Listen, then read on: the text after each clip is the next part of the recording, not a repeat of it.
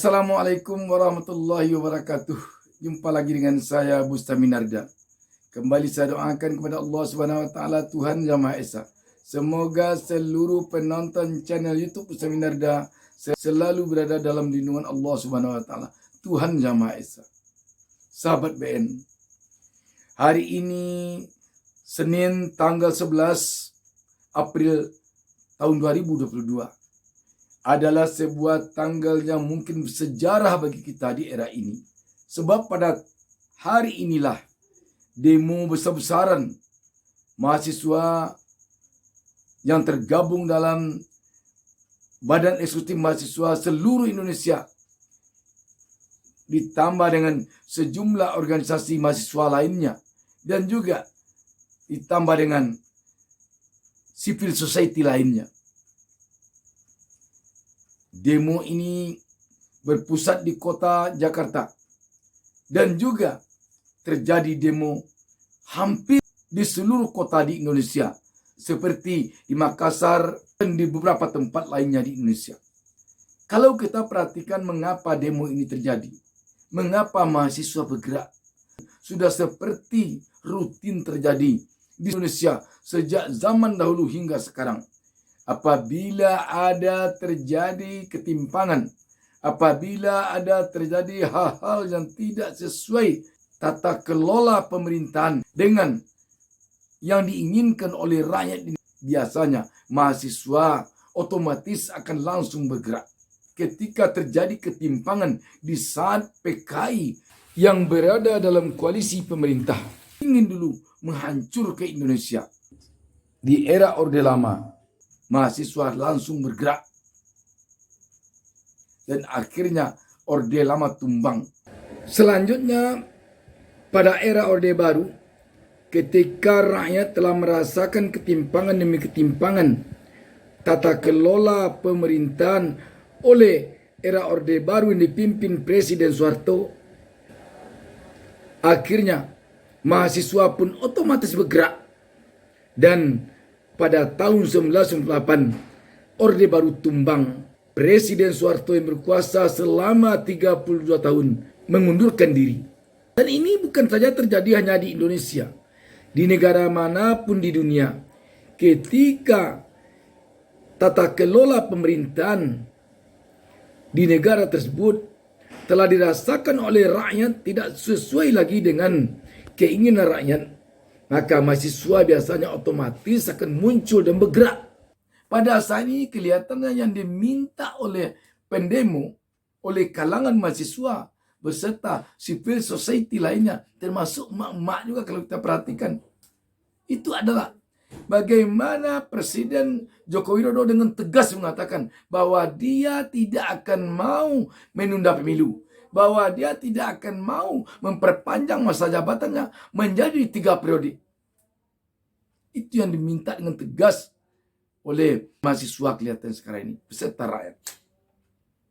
Sebab dulu memang Presiden telah dengan tegas mengatakan bahwa siapa yang ingin mendorong-dorong dia untuk memperpanjang masa jabatannya menjadi 3 periode, berarti dia pada intinya, kata Presiden, ingin mengambil muka kepada Presiden, menampar muka Presiden, atau ingin menjerumuskan Presiden.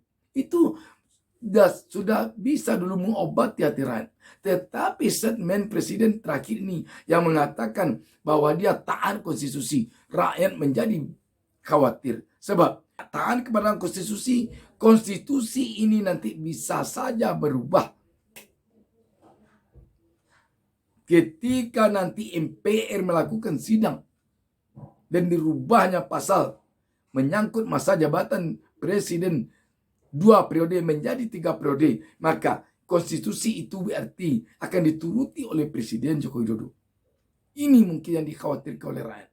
Makanya mahasiswa saya ini meminta ketegasan dari Presiden Joko Widodo mengatakan bahwa tidak akan menunda pemilu dan tidak akan mau jabatannya diperpanjang menjadi 3 periode atau menjadi berapapun, dia hanya tetap akan menjadi presiden 2 kali periode. Ketegasan itu yang tampaknya diminta oleh para mahasiswa yang melakukan demo hari ini. Kapankah presiden akan mengatakan itu? Itu yang ditunggu oleh para mahasiswa. Yang ditunggu juga mungkin oleh rakyat. Beranjak dari semua ini. Bagi rakyat yang paling penting bagaimana dia bisa sejahtera. Siapapun yang memimpin bagi rakyat mungkin tidak jadi persoalan. Yang penting dia sejahtera. Harga-harga barang kebutuhan pokok khususnya bisa mereka jangkau dengan harga murah. Itu yang pada intinya. Dan mereka bisa bebas berusaha. Mereka bisa bebas berdagang. Mereka bisa bebas bertani. Bebas ini artinya tanpa ketakutan. Tanpa hal-hal yang bisa menghambat mereka berusaha. Mereka tidak minta dibantu betul. Mereka maka tidak butuh BLT mungkin. Kalau mereka bisa sejahtera dengan bisa mereka membeli dengan harga murah. Dan berusaha bisa mereka leluasa. Kalau ekonomi rakyat sudah pulih. Kalau ekonomi rakyat telah bangkit. Kalau ekonomi rakyat telah bisa normal. Mereka tidak butuh mungkin BLT itu. Sebab BLT, bantuan-bantuan itu kadang-kadang ujung-ujungnya juga minta pada jasa. Kita merupakan produsen minyak kelapa sawit terbesar di dunia. Dan kita juga boleh katakan memiliki lahan perkebunan kelapa sawit terluas di dunia. Tetapi mengapa kita sampai mengalami kelangkaan minyak goreng? Dan harganya pun kalau ada selangit. Permainan apa ini? Tak dapat dimungkiri. Ini adalah permainan mafia. Permainan mafia ini harusnya telah bisa dikendalikan oleh pemerintah. Tetapi nyatanya tidak. Ini yang membuat rakyat geram mungkin. Dan itu pun berkelin-berkelin dengan kenaikan harga BBM. Di dalam rakyat seperti ini sakitnya. Datang lagi wacana penundaan pemilu yang telah direncanakan pada tahun 2024 nanti.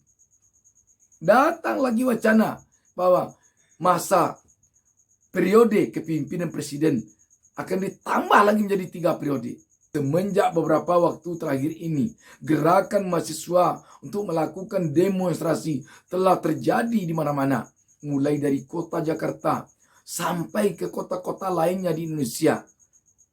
Yang dilakukan oleh mahasiswa untuk menolak wacana penundaan pemilu dan perpanjangan masa jabatan presiden.